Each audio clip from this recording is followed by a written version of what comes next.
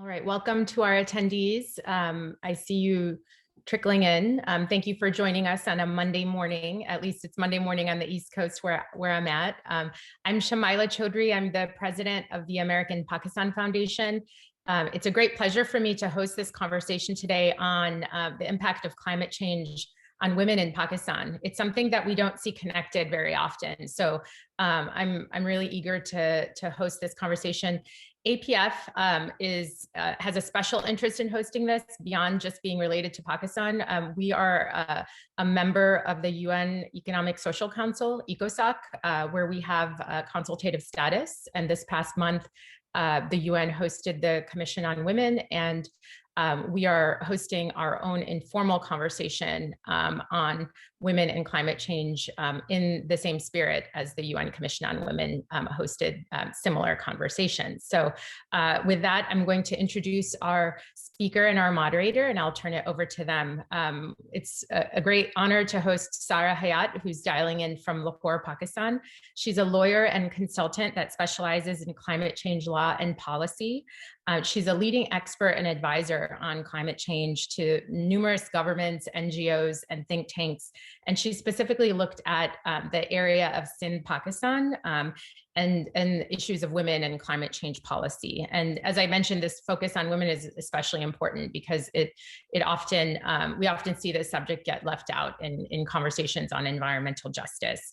She has multiple degrees in law, including from the University of Michigan, where she studied climate change law and environmental justice. And she's also currently an adjunct professor at the Lahore University of Management Sciences. So welcome, Sara.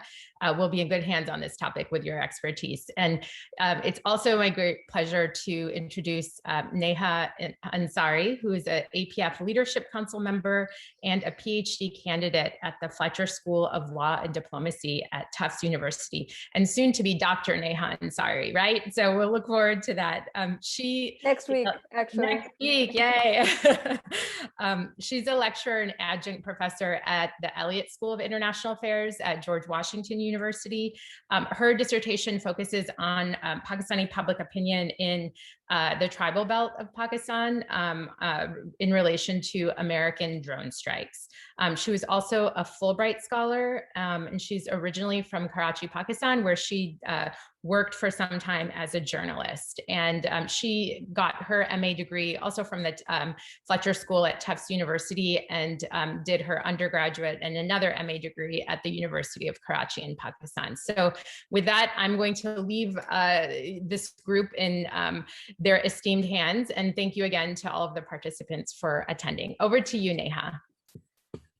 Thank you so much, Shamaila, for a very, very kind introduction. And we all, please let us know in the chat if you're having trouble listening to the audio. And we're very excited to have Sara Hayat with us today.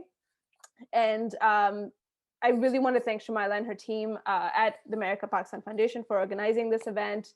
And Sara is, as Shamaila mentioned, is a lawyer, is a consultant specializing in climate change law and policy. She's a thought leader in her field, as she has designed Pakistan's first climate change narrative, including a localized vocabulary on climate change in both Urdu and English. Her current projects include advising the Pakistan government on preparing the country's updated nationally determined contributions, which we will talk more about later. She can explain that to us a bit if she wants.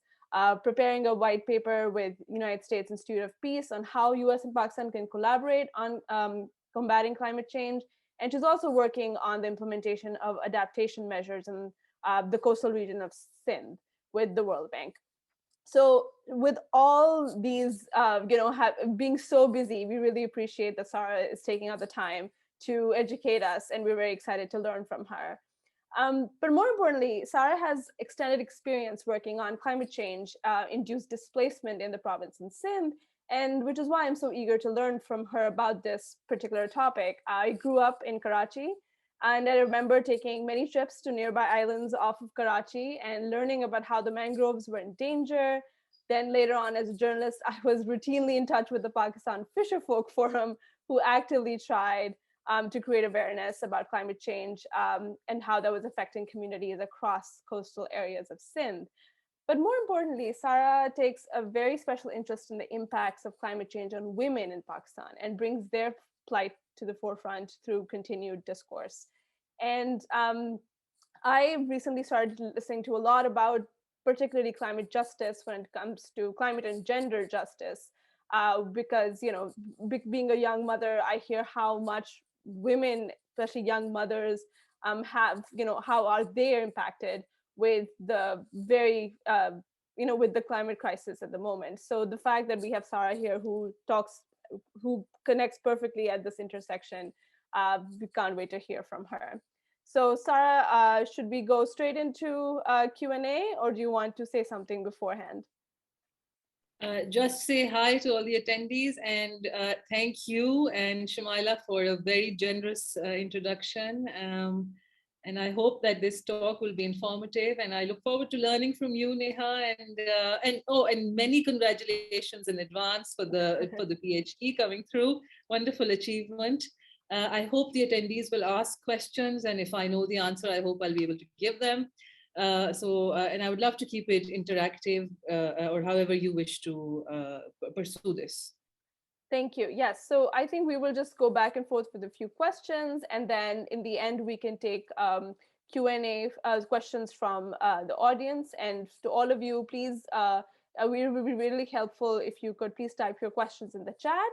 And if we see that the questions are, you know, connected to the current discussion, I'll add them in, or we'll keep them in the end. Let's keep this, you know, fluid. So thank you for that. So first off, just to start the conversation, Sara, you know, there's so many challenges that Sindh and Pakistan and actually all over the world we face, be it rising temperatures, floods, or drought. There's so many features of this climate change and the climate crisis that are affecting households and especially women. So if you could prioritize the top 3 most pressing concerns for you at the intersection of climate change and gender equity, what would they be? Great question, Neha. So I think for the benefit of the audience, maybe like I'll take a step back and talk about climate impacts on Pakistan very generally. So we have heat waves, we have natural disasters induced or exacerbated by climate change. Those include floods, cyclones on the coastal belt, erratic rainfall. Monsoons in Karachi, for those of you who follow the news, are bad news, becoming worse. We have glaciers melting. When glaciers melt, something called gloughs form. Those are temporary lakes, and then those lakes burst and cause flooding and basically destroy everything in their way. We have massive impacts on agricultural output in Pakistan, which is very serious for us. Some studies are now indicating, excuse me, I have a very sore throat.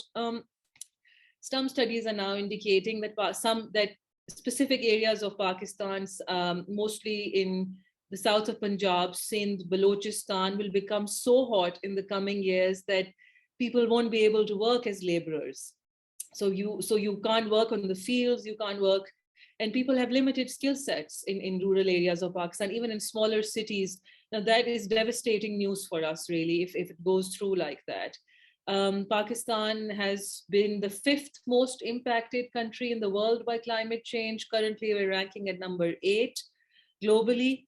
Part of the reason why we rank so high is because of our very high population growth, very large existing population, our economic instability, and then the fact that we have a very varied topography in the country. So we've got pretty much everything, you know, from mountains to deserts to rivers, and that all adds to the climate crisis for us. And then, of course, we've got low literacy rates, so we can't generate awareness as much as we'd like to. Most people are concentrated in urban cities, don't sort of care about what's happening in the rural parts of the country. So all of this amalgamates and makes Pakistan extremely vulnerable to climate change. But coming back to your question, so climate change impacts women more than it impacts men. It impacts children more than it impacts men. And it impacts the elderly also in very extreme and diverse ways. But when it comes to women, I think for me, and what I've observed in my work, the greatest impact on women is probably their loss of livelihood. So, like I mentioned, climate change is impacting agricultural output in Pakistan. It's also impacting fisheries and livestock. I'll go over them one by one. With agricultural output, so we have, even I did before I sort of started going to these areas, women don't work as, they don't supplement the men or their husbands or fathers on the fields. They work as farmers. And the reason I insist on this is because that is their source of livelihood. They provide income for the household as farmers working on fields.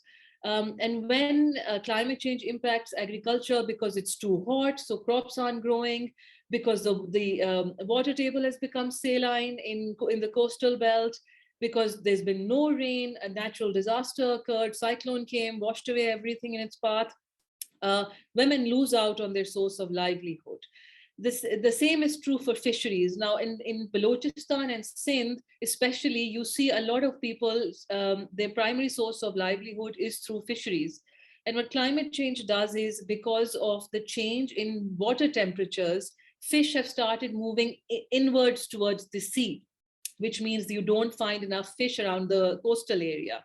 And people cannot, and then it becomes tougher to fish, and then there is a decrease in the source of livelihood. And livestock also, sometimes, so livestock rearing is either a supplementary source of income for some households, or it's a primary source of income. They rear livestock and then they take them to larger cities, generally on Badi Eid or Eid al-Azha, and then they sell them at mandis. Or they use their milk, or they use their hide or their fur to sell in bigger cities. Climate change, with the dearth of water, livestock doesn't survive. Very hot temperatures cause diseases in livestock. There's lack of fodder because of climate change. And so again, this source of livelihood is impacted. And for women, because they don't have diversified sources of income, they don't have developed skill sets, their loss of income because of climate change affects their family very much. It also affects their personal security. And if you meet with a lot of these women, they will talk about depression. They'll say, we aren't able to help our family. We feel very poorly about it. We feel very incompetent. I mean, the psychological effects of climate change are manifest even in like very simple conversations. The other two areas where I feel like the intersection between climate change and gender in Pakistan is very obvious is when it comes to heat waves. So one study indicates that more women, so there was a heat wave in Karachi in 2015, just to recap, extreme heat wave. It comes almost every year now, but this one was, I think the country was grossly unprepared for it. We lost somewhere between 1,200 to 1,500 people in Karachi.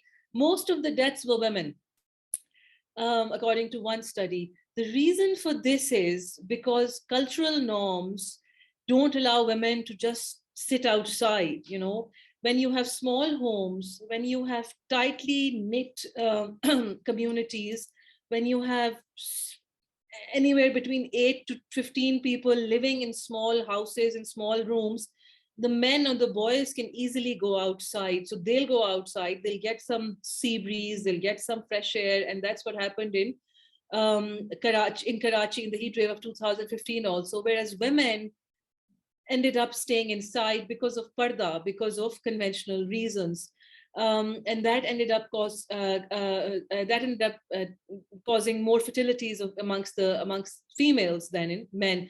And then the second reason ties in with air pollution also.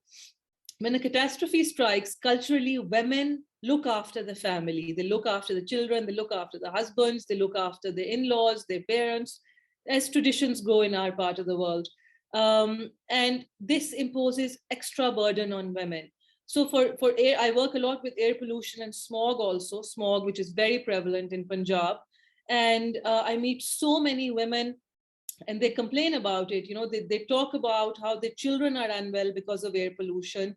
and they themselves are unwell also, but they can't afford to take days off from work.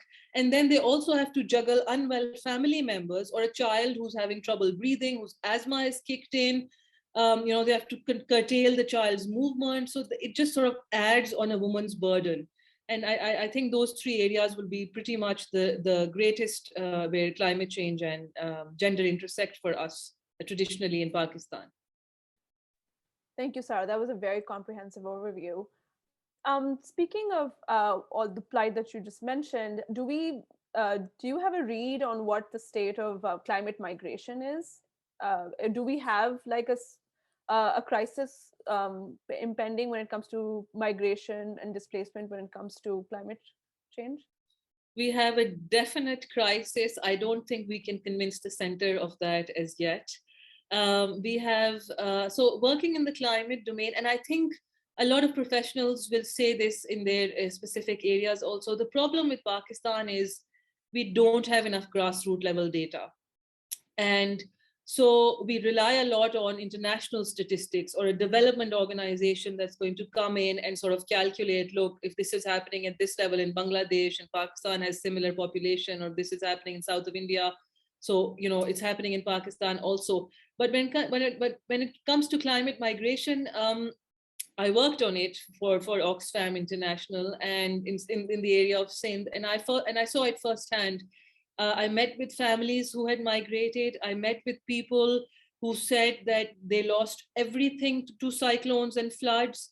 I met with those who said they can no longer live on the coastal belt near the Indus Delta in the districts of Thatta, Badin, Sajawal, Tharparkar, because there's no water. There literally is no water to drink in these areas. The water tables are saline now because of seawater penetration. When seawater is moving inwards and encroaching on land, and it's also infiltrating the water table, the water aquifers. There's no agricultural growth, so these people cannot earn. Most of them are migrating towards Karachi or Hyderabad, bigger cities. But what that's happening is on the what that's doing on the other side is that it's making life very complicated in Karachi, not just for these people, but for those who are already resident there. So I visited a couple of slums where these people gather. Ibrahim Haidri in Karachi on the outskirts hosts, I believe, 1 million migrants at this point. And they are living in abject, they are conditions that you cannot fathom when you're sitting in air-conditioned rooms, when you're sitting abroad, when you're sort of, there's no water, there's no sanitation, there's no electricity, there are no schools, there are no jobs, there are 18 people to a small house. It's like living in a slum. But for many living in the interior regions of Sindh, living in these slums is still better than living in areas where there is no source of income, because when they move to bigger cities, the men will go out, they'll become daily wagers, they'll work as laborers, they'll work as builders, they'll try to find work at some construction site. Some will still try to fish, some will try to become shopkeepers. Some women say they try to find jobs as maids, as household cleaners. Children don't study, the parents don't have resources to look after them. But yeah, so climate migration is becoming a huge problem. And it's not just in the southern part of our country, it's also becoming a problem in Khyber Pakhtunkhwa, because glaciers melting means, like I said before, that means floods. It means unprecedented flooding in that region. It also means that warmer weathers in Khyber Pakhtunkhwa, in Hunza, Gilgit, Chitral, where the primary source of livelihood is actually fruits. It's fruit selling. So in Chitral, you have apricots. You have in Hunza, and you have apricots. And so varying temperatures or eclectic temperatures now don't allow fruits to come through, or they affect agriculture, which is why a lot of people are migrating away from that region also. But if you ask me to quote a study, barring the one on Oxfam, I really can't give you exact numbers. Although Pakistan is now, and I wrote an article on this last year, is one of the most impacted by climate change because of climate migration also. So we have some of the largest numbers of climate migrants domestically at this point. They would have become international migrants had that been an option. Sarah, but that just leads to the question, like what we're seeing in the Q&A and the chat is that clearly this is such a dire situation, but there seems to be no conversation in the corridors of power, right? And so clearly the next question is then, is there an appetite among the provincial and federal government to make laws and policies on these issues, and what are you hearing from them? And just to FYI, we have a few questions on government and government's role. So we'll take them, like they're all related. So I'll just take them after this. Right, But sorry, so there is definitely a lot of awareness now amongst, especially in Islamabad, on climate change. And I do say, and I do feel very strongly about this, because I think this is all PTI is doing really. They focused a lot on climate change. Whether they focused on the right areas of climate change, I can't comment, but what that's done is that it's brought climate change discourse to the forefront for us politically. Even internationally, Pakistan gains mileage by talking about what it's doing on in the climate domain. The problem is we don't have enough people or enough policymakers who are equipped to make policy on this area, because this is a very, it's a very unprecedented area. If I'm talking about what's happening on in the climate change realm today, it's probably going to be completely different, or it's going to have at least like multiple new additions in 6 months, because it's just one of those evolving areas. The impacts of climate change are so diverse. It's almost glorious in the way that they're penetrating every facet of our existence now. So I do feel like policymakers are a little ill-equipped to handle it. On the provincial side, climate change doesn't, and I think it's true for almost all provinces. Khyber Pakhtunkhwa has, yes, taken a lead in this area. They have a climate policy. They're working on an updated climate policy. The other 3 provinces, Azad Jammu and Kashmir is surprisingly the leader in this area, better than Khyber Pakhtunkhwa in the kind of policies they have. Sindh and Punjab are still playing on the back foot. Balochistan always gets neglected. But when it comes to gender and climate change, I think we need more women making policies on it, because only a woman can really understand a woman's plight. Men can never think about what a woman will go through. So Sarah, related to that, we have a question from Jumaina Siddiqui, who says that, so as you said, that this, overall provinces are not,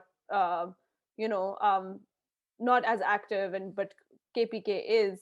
But do you see is there a divide within between the center and the provinces on this?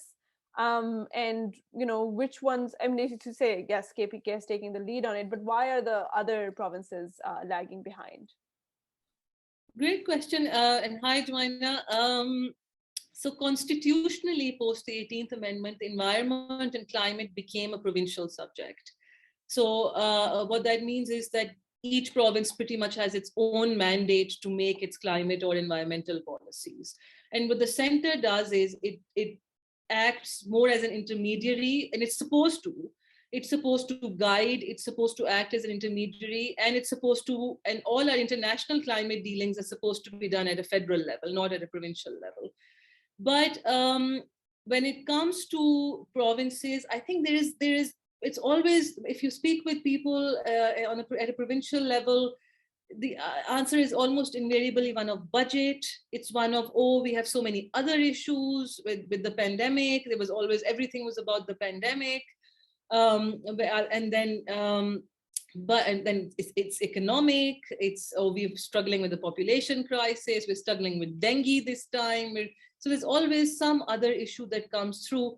But if we have time, I would like to reiterate this, drill it, in fact, that climate change affects all nuances of our economy. right? I cannot stress this enough. If there is a dengue crisis, climate change because of extreme weather is going to provide optimum temperatures for vectors to breed. If there is a monsoon crisis in Karachi, in Sindh, climate change is inevitably going to make it worse. If there is an economic crisis, Pakistan is banking on CPEC, the China-Pakistan Economic Corridor. How is there going to be any truck movement from between the Karakoram if glaciers are melting?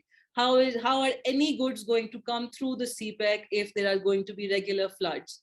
How will Gwadar serve as a port if it's going to get encroached by seawater?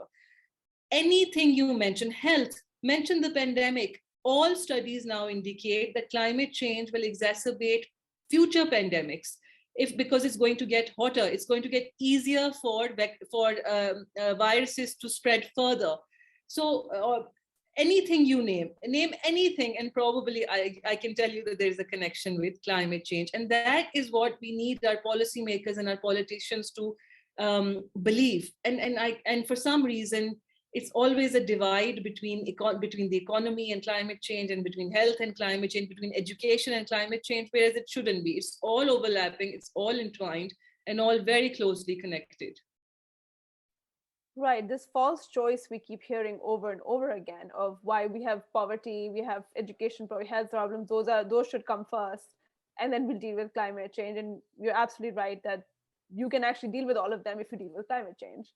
And something so clearly there is some pushback because of prioritization,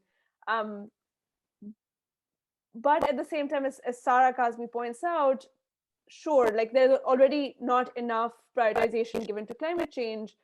What about climate change policy drafted with a gender lens? Like, is that just bottom up, just complete does that even come up in your discussions? Actually, that has surprisingly started coming up. And I say surprisingly also, because it's not a conversation, it's not discourse that it always surprises people. Even when I talk about how climate change affects women more, or it affects women inequitably, there's always a look of surprise. And I would at some point, Neha, like to come back and talk about and explain a little on how climate change impacts women more, just for the benefit of our attendees, and so that they can remember it and hopefully talk about it a little more amongst their loved ones.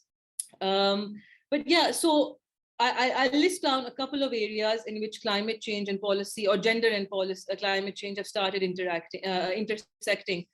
Our nationally determined contributions, which Neha mentioned that I worked on for the government, basically under the Paris Agreement, which is the umbrella legal instrument governing climate change globally now, every signatory country will submit what are called the nationally determined contributions, which are basically what pledges they're making in the climate change area for the next 5 years, sometimes for the next 10 years, depending on the country. And for Pakistan, when we submitted ours for COP26 in Scotland last year, we said that we will look at things from a gender sensitive lens. 49% of our population is female. And that's a big step for us to have included gender specific provisions in our nationally determined contributions. Then secondly, because Pakistan gets, as a developing country, a lot of aid or financial assistance on climate change, one of the areas in which the Green Climate Fund is helping Pakistan is on the gender side of things. And for that, Pakistan is making a gender, or has pledged to create a gender action plan, a climate change gender action plan. It's in the works. It's supposed to come out in 2022. I don't have much more information on it, but it will be a huge step for us. Pakistan's existing legislation on climate change, our Climate Change Act, is a little outdated now. It's from 2017. It doesn't really mention gender per se. We have a new adaptation policy that is supposed to come out again in 2022, which the rumors are it will deal with climate change and the intersection of gender. We do have another updated climate policy. I know that's a lot of policies I mentioned, But we do have another updated national climate change policy that came out in October 2021, and that has dedicated us a specific area to the gender intersection of climate change. All of these are big steps for us. They are big steps because, you know, like I said, there's always a priority issue with climate change.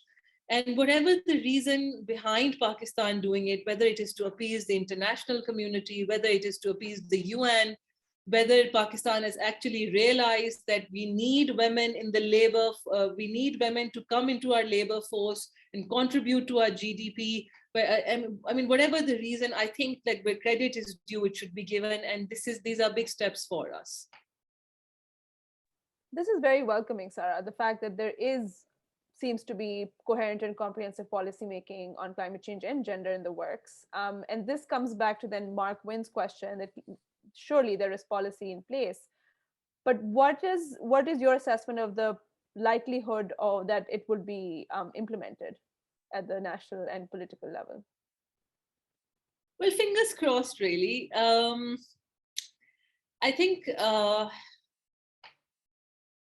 mean, our political landscape is up in chaos. If PTI remains, I think we still might have somewhat of a short. And I hope I'm not speaking big words here, because the reason I say this is because even with the 10 billion tree tsunami project, and I'm sure everybody in the US has heard of it, Pakistan is planting 10 billion trees. It's what Pakistan talks about the most internationally.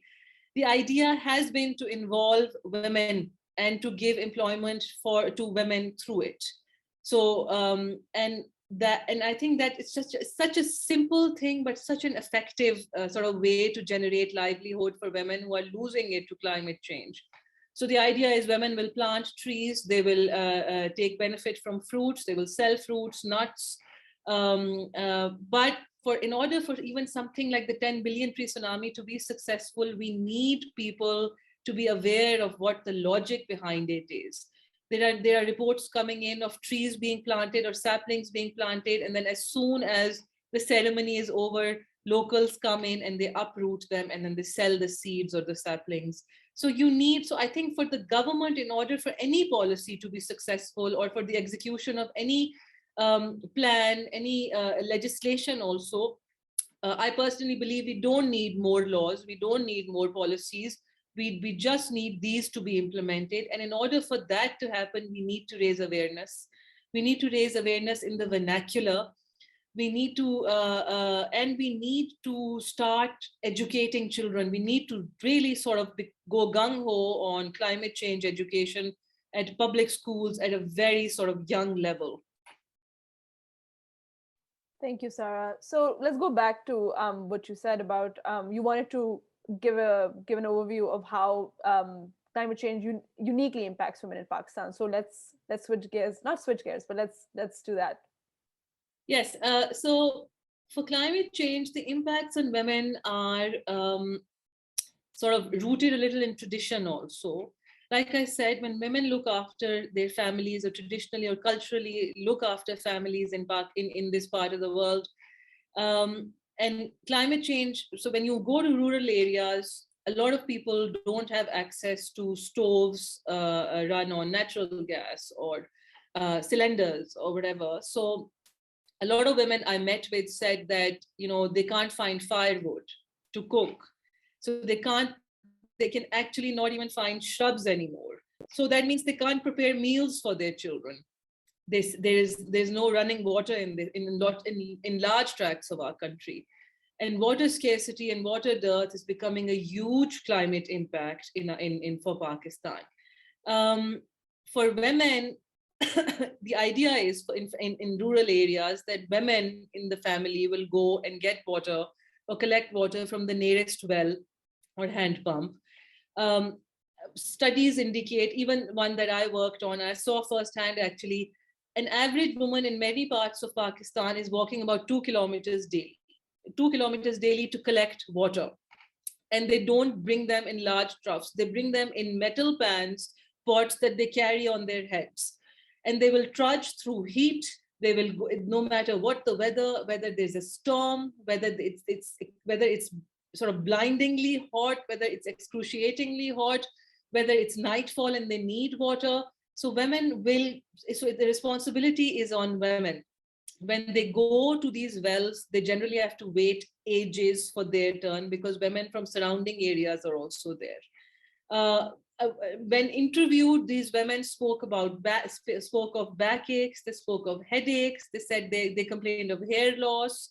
They said half our day just goes into collecting water, and that water isn't even enough to complete all household chores. They're like, we still can't clean with it. And that water is not clean water. It is not hygienic water, but they cook with it. They give it to their children to drink. The entire family drinks that water. They wash their clothes if there's any left. And so Pakistan doesn't have enough data on this, but African countries suffer the same plight as well. Women there are responsible for collecting water. Studies from that part of the world suggest that women who are working long distances to collect water are more exposed to sexual harassment. They're more exposed to sexual violence, more exposed to attacks by wild animals. And you can believe all of these for Pakistan also. Then for natural disasters, we don't have data in Pakistan. I'm very sad about it because I wish I was working in this area on this to collect data. But in Bangladesh and in India, when the tsunami came and cyclones hit, studies were conducted and 14 times more women than men died in natural disasters. And the reason for this is heartbreaking. The reasons are that when rescue teams would come, women would not leave their homes or wherever they were taking refuge because wet clothes were sticking to their bodies. Because culturally, they did not want somebody who's a na-mehram, somebody who they're not related to sort of hold them and take them out or help rescue them. The other big reason was that women did not know basic life-saving skills. In our part of the world, women are never allowed to learn sort of swim in an ocean, swim in the sea, or swim in the river, or swim in a stream. So they never develop basic life-saving skills. They're not allowed, young girls are not allowed to climb trees the way boys are. Boys or men become equipped with these just organically by virtue of their gender. And for women, they're all their obstacles. So, and it's very simple for us, really. The policy need is so simple. Just equip women in areas that are prone to natural disasters with basic life-saving skills. It's such a simple thing to do, but but to instill it into policymakers is the tough part. Is to get them to actually see the need for it is the tough part. Then I've spoken about how women are more impacted by smog, by heat waves. Their livelihood is more impacted. And then very quickly, for climate change induced migration, women accompany men. Women accompany men on seasonal migration to adjoining districts to work on fields or to work on to work as agriculturalists, basically as farmers on fields. And what they do in these 3-4 months in the sowing or the harvest period is they collect enough money to help them survive or make it through the next year. So, but when women go, they take their children along as well. And I interviewed a couple of these women, and the kind of things they spoke of, they said, we don't sleep all night because they don't have houses there. They're going to sleep on the fields. And they said, our privacy is so invaded. We don't feel comfortable sleeping in the open with so many other men around who we're not related to. Some said we don't sleep because the entire night we keep sort of looking after our children, making sure dengue and mosquitoes aren't around them, making sure there's no snake there, making sure there's no wild animal coming. Then I spoke with some doctors in Sindh, which is very highly impacted by climate migration. And they said that apart from depression rates being very high in women, UTI, urinary tract infection, was very high in women in this part of the country. And the reason for this is that women will wait till nightfall to find some privacy. And then while they're waiting, they'll develop infections and also become more exposed again to sexual harassment, sexual violence, and attacks by wild animals. So no matter how you, and if women don't accompany men on seasonal migration, they are left behind, exposed again to the elements, exposed to natural disasters, looking after elderly family members without money, without male support, scared of sexual violence and attacks. And so, it's a catch-22 for them. No matter what they do, they're stuck. Yeah. Wow. Okay. So let's go back to then the biggest. And again, these are the problems that we know of without data, which is again honestly ridiculous and harrowing. The fact that we know of this without the data, formal data collection research. So Shumaila had a very important question about how can more data collection research be supported in these areas in Pakistan? How do you envision that? Because I'm sure it's a lot worse. Right. So just to put it out there, a lot of what I've spoken about is actually from studies that I worked on. So I can sort of vouch for these. But to Shumaila's question is, coming back to Shumaila's question, it's what happens is that when a project on climate change comes, you want to see some concrete results, so you bypass the data stage. And that happens a lot in Pakistan. So just to see a tangible result, you bypass the data stage. All our government projects collapse pretty much because of this reason. But then there are other obstacles also.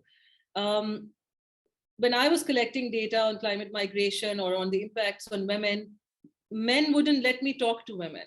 They wouldn't, even though I was a woman. And I kept saying, there will be no pictures, there'll be no names, there'll be no, but they wouldn't give me the privacy of speaking to them alone. So a man or the other would always sit in the room. They'd always supervise the conversation. Sometimes a woman would want to say something. You could easily see it that they want to talk about things, but they'd be hesitant, or they just wouldn't be allowed to. That is a huge impediment for us. And then something very sensitive, but which is very real for Pakistan, is that we, so for example, like when I spoke with some women and I tried to sort of explain why weather in their districts has altered, or the climate has altered, or why seas encroaching on land, for most of us, or for most of Pakistanis, the response to what would you do about it, or what would you like us to do about it, is this is God's will. And that acts as a huge sort of, to combat that is tough. In that moment, it's very tough. And I think, so to collect data in these regions, security is a huge problem. You need to assemble proper security teams to go with you. Infrastructure is a huge problem. Going into interior parts of Sindh or Balochistan. Punjab is a lot more developed. Khyber Pakhtunkhwa, I'm sure, will be very difficult. Sindh was very difficult. So infrastructure is a problem. Security is a problem. Then language barriers come up, which is why I insist so much on raising awareness in the vernacular. Again, something our policies don't focus on. But what the ideal thing to do would be to identify grassroots organizations and then train somebody there, because people are not trained in the climate change field, and then train them to give us solid data from that area so that policies can be developed around that data. So like most things, as you said, education, health, and then marginalized communities, particularly women, who are just trapped in gender stereotypes and social norms. It seems like climate change is making all of that worse, especially that. So thank you for that very important overview.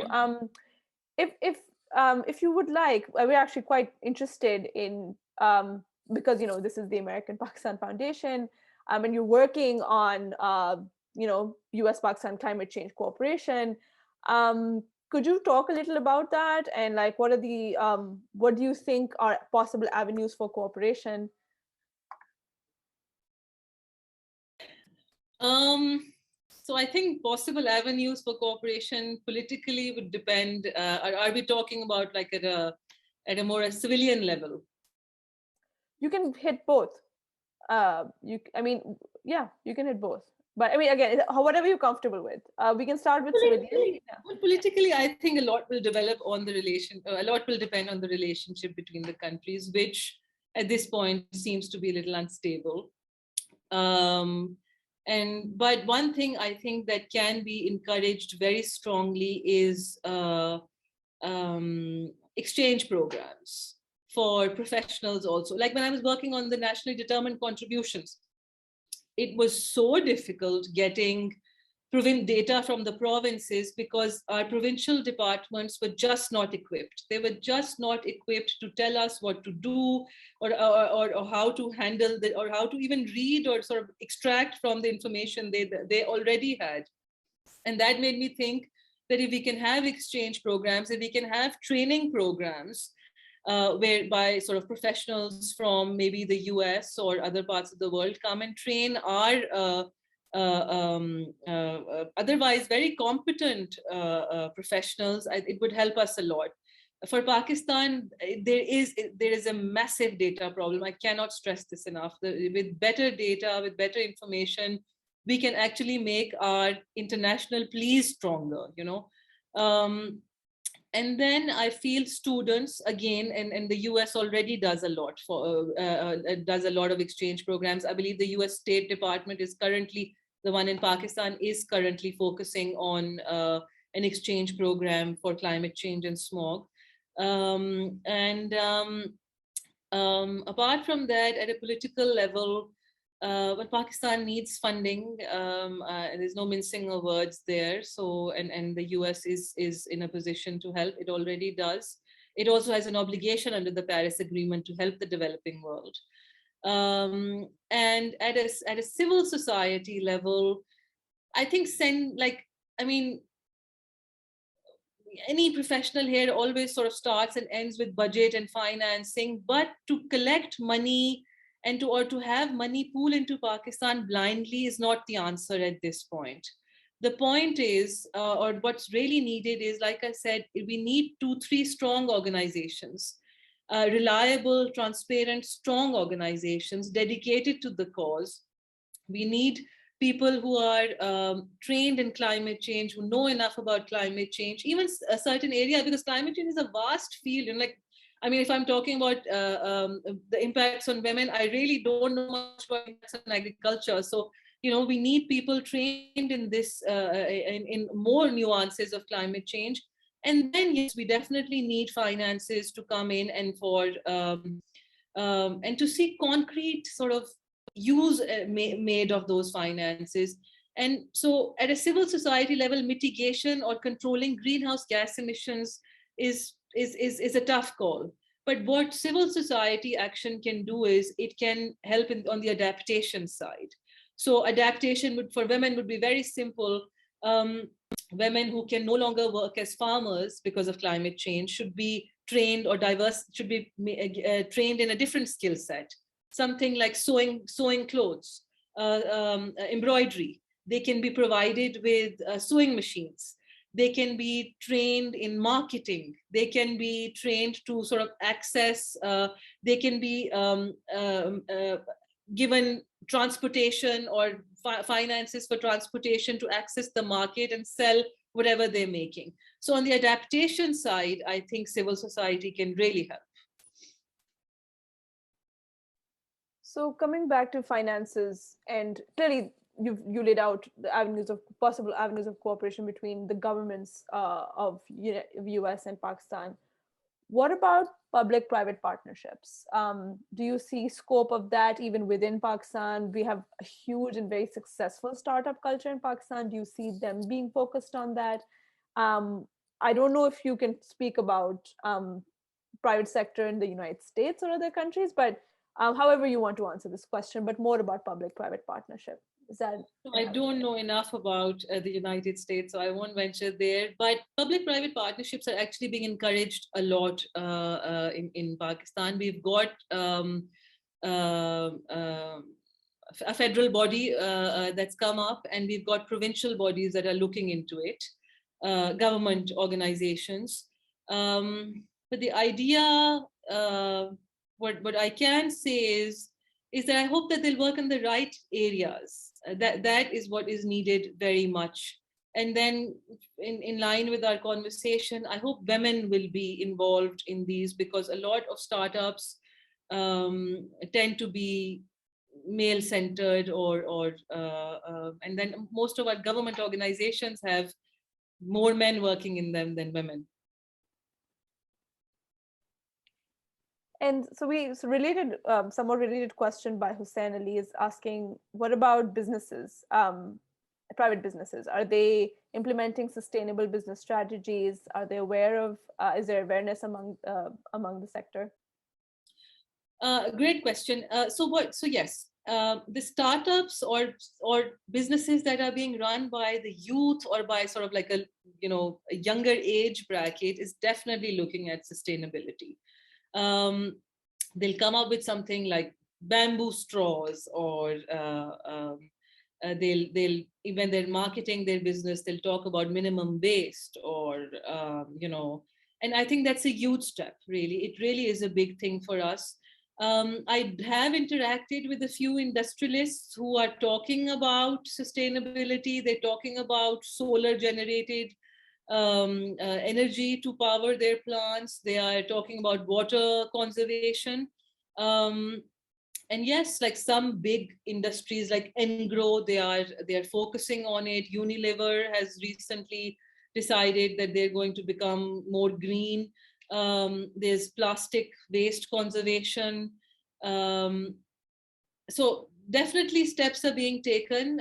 They are not being encouraged by and large by the government. They are private ventures, and they're sort of personal choices that are being made. A big reason for this is also because our export is getting affected now. Europe, for example, we export a lot of textile to Europe, a lot of leather. They are not comfortable with us sending stuff that's not produced in an eco-friendly fashion, or where we're not meeting certain sustainability requirements. So whatever the reason, I think it's a good idea that, or it's a good step for us that we are looking into it. But there's not enough awareness, especially for big industries, which are the actual damaging part of our of the ecosystem. They're run by old families. They're run by old men. They are very sort of profit centered, and to sort of talk to them about giving up diesel and sort of shifting to solar, the first question is, there's going to be too much investment money, it's going to cost too much, who's going to maintain it? We talk about water conservation. So a lot of times the first response is from old men. The first response is, it's been working so well for us, why should we change it? Jab se chal raha hai to kyun badle? And that mindset is, I mean, that's like hitting your head against a wall. I feel that mindset prevails in every sector, but yes, that's why change is so hard, and we're really glad that you're at the helm of this. But something that reminded me, because you were talking about industries and talk about textiles, and like the textile industry, as you know, what do you say in Pakistan? Chadar, chamra, or chawal, right? Those are the three big, and they all are very, they drain water, especially, textile and rice, but most in a lot of water. So, and I just feel like that just reminded me of how there is an opportunity for maybe women, because they wear a lot of that textile, to maybe be like, we're going to only wear sustainable cotton. Like, I mean, I don't know. I just was thinking of creative strategies of where, maybe urban women could take a lead in something like this. Frankly, Neha, I think so I work a lot as a climate, I raise a lot of climate awareness, and that involves a lot of awareness raising in schools and universities, and it's it's not top down, it's bottom up. Like the child will go home and tell the mother about climate change, or they'll sort of say, you know, we can't do this anymore, or let's not use a plastic straw. And that I mean, it's great. It's really it's a compliment to the children. But I feel like because the parents are the ones who are supposed to bring in change, I mean, that is a tough call for Pakistan. But for example, Sapphire is a clothing brand. It's a Pret line in Pakistan, in Lahore, in Pakistan now. And a couple of years ago, it was like a pioneer in printed lawn clothes. And so what they did was, and this is like, it speaks volumes, what they did was they shifted to, instead of plastic bags, or instead of paper bags, they shifted to jute bags. They pack their lawn suits in jute bags. And when women will see this, they will sort of, at least it'll get them to think. So it's a great sort of idea. But I haven't seen too many other Pret lines emulate this. Alternatively, women, I think when push comes to shove, and I think it's true for all of us, like I can't say it's just some women. Like when you're in a tough situation, you'll use a plastic straw, you'll drink from a disposable water bottle, you know, you'll tell your child to throw the banana peel out of the car because you don't want the car to smell. And that is a mindset. And thank you. And I think this comes back to your initial argument that yes, bottom up is good, because you know that's better than having nothing, but the implementation needs to be top down. It's 11 o'clock, but we can hit maybe one last question. Let's also, like, lastly, basic, I mean, actually, it might be the most important question. How is climate change affecting women's health, nutritional health, and mental health? Well, mental health, because of the reasons that I spoke of, I think women feel despondent because they can't complete their household chores. They feel their lack of livelihood is a huge problem for them. They're not being able to contribute financially to the family. That is a huge problem. Then obviously, like dire living circumstances, all of it comes together, knowing that your child is probably not going to get food, or the house isn't going to be run properly, all extremely depressing thoughts. But when it comes to physical health, malnutrition, walking long distances to collect water, women are they're more malnourished than men. Studies indicate that from Africa, not having enough food to feed themselves. And for women, obviously, do they still eat last? They will always eat last. They will always eat last. And then water scarcity, not having enough water to drink, a huge problem. Then the quality of the food itself has deteriorated so much. And that is partly because of climate change. More carbon in the air means less nutritious food. So more greenhouse gases means less nutritious food. Food that is impacted by hot weather or by extreme weather conditions is less nutritious than food that is grown per its organic natural cycle. So then livestock, if livestock is already infected by diseases, if it's already weak, if it's not gotten enough fodder, consumption of that livestock is not nutritious either. So for women, malnourishment is you definitely can't remove that from the equation. Is it affecting childbirth and rearing? I don't have enough studies on it to quote it, but I can tell you this, that I think it will tie in very much with their income generation or the household or an average household's income.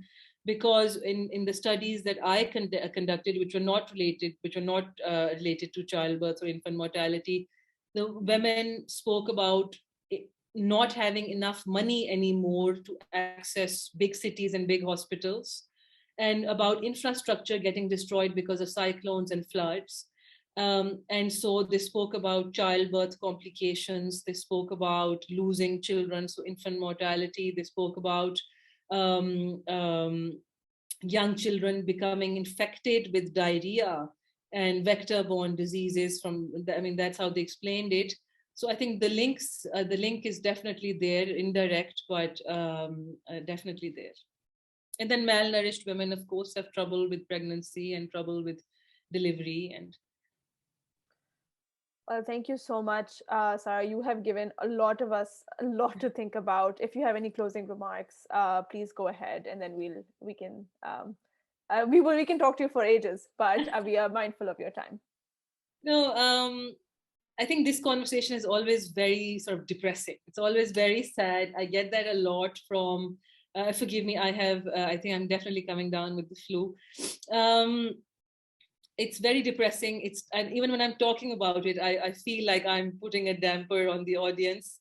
But what I do want to say in the end is that it's important that I say it as it is, and I hope that you'll remember it, because even one person who remembers what women are going through, or the plight of women in Pakistan, or because of climate change, or because of the impacts of climate change, I think I've done my job then. Awareness raising is very crucial for us, because we focus on a lot of other things and climate change gets left behind. So just talking about it, I'm very grateful for this opportunity. It's a topic very close to my heart, and thank you to APF and you, Neha, and Shamaila, for organizing this and for thinking of me. And I hope that collectively we can do something about it, about how women get affected so much. Thank you so much again, Sara. This was, yes, depressing, but extremely eye-opening. And as Shamaila also said, we reiterate how important this is. You are really a thought leader in this, and we really appreciate you taking out the time from your various projects and very busy schedule. And I would really like to thank our audience. Thank you so much for being engaged on a very, very important topic. And thank you to Shamaila and her team for organizing this and giving me the opportunity to get to know Sara and to really have an incredible discussion. You have a great rest of the day, and thank you for joining us. Thank you.